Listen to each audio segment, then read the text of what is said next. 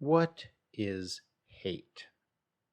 Most people would say it's anger or prejudice. Those are good answers, but they only touch the surface. Let's deal with causes, not symptoms. Hate isn't just anger. It isn't even just prejudice or violence. It is different from a response to being wronged by somebody that you would have a righteous anger to oppose. We're talking here, when we're talking about hatred, about the kind of emotions and agitations that accompany broad impersonal prejudices like racism and sexism. Hate is a symptom of a deeper psychological inability to cope. We all have a natural fear of the other. How we deal with that fear is the difference between maturity and immaturity. A person has hateful thoughts and feelings because they've given in to that fear of the other. It takes a certain degree of courage to accept people for who they are and how they are. It's easier to deal with and accept people who are similar to oneself. We tend to associate with people who are like us. Differences cause tensions, and not everyone has the wherewithal to deal maturely with those tensions. Hateful actions, including racism and other prejudices, are fearful reactions to others. People hate because they can't cope with difference. To cover up our fears and justify our fearful reactions, we make up stories about others. Actually, we don't need to make up stories. We can adapt the stories that were made up before us. We use the stories to convince ourselves that we're right to fear and hate others. Those stories that were made up before us, that we adopt, tell us that those who are different from us are inferior to us. They are immoral, they are stupid, they are deviant, they are dangerous. We invent names to dehumanize them and brand them with these labels that become profanities and insults. Hateful labels become weapons powered by fear to harm others and deny them human rights.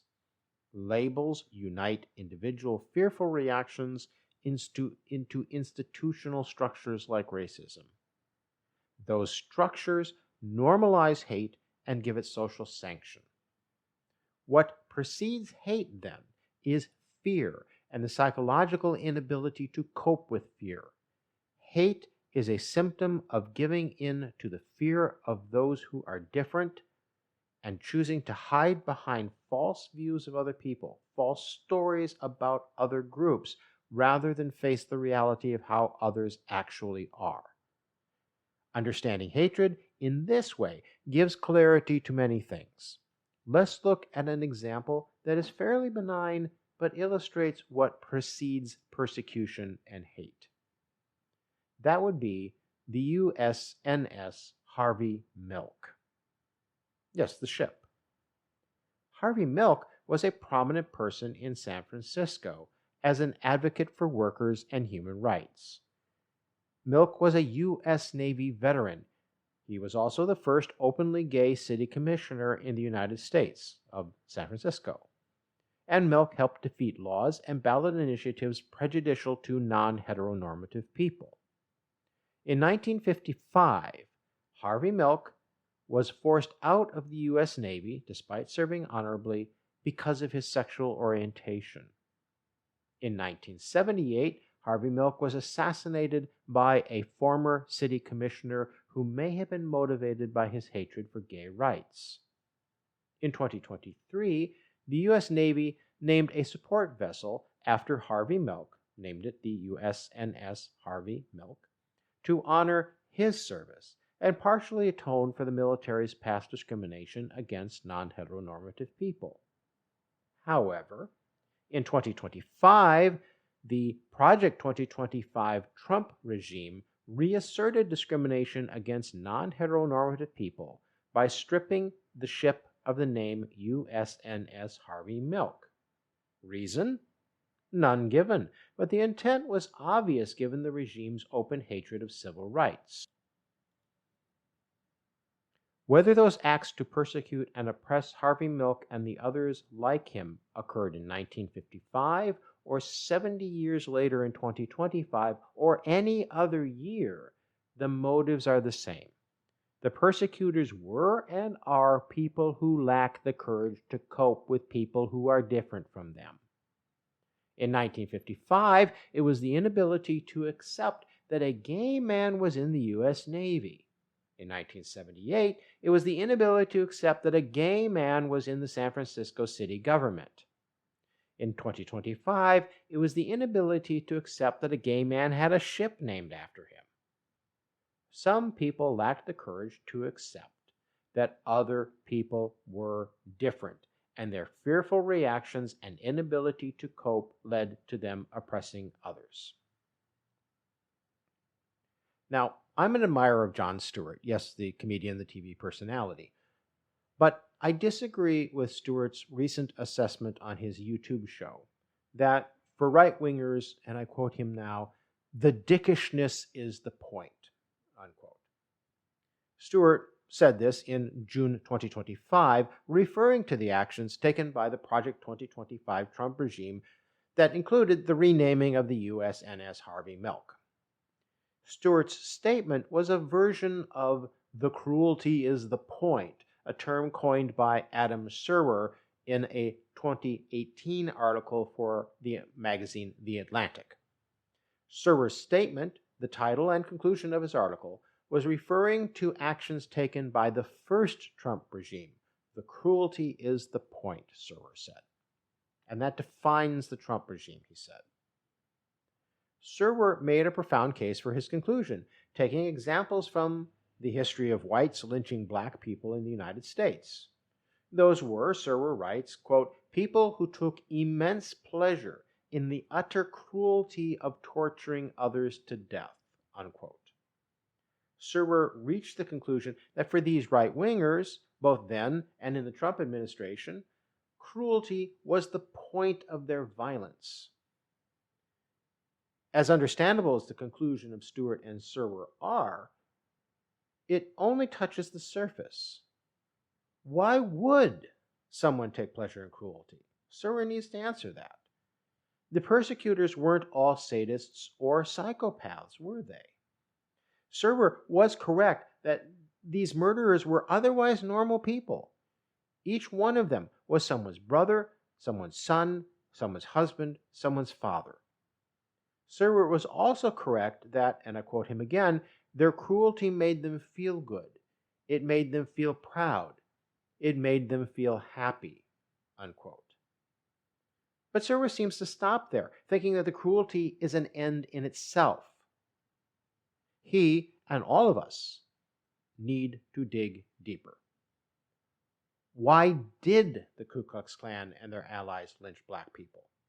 Why did such cruelties make them feel good, make them feel happy, or maybe just less miserable? Was it hatred? Yes, but dig deeper. Was it racism? Yes, but dig deeper. What then? Cowardice. The cruelty makes them feel good, but they actually are masking their own fear. The motive is more, I deprived you of your rights, and maybe even your life, to make myself feel less cowardly. The cruelty isn't the point. The cruelty is a massively perverse effort to deaden one's own fear.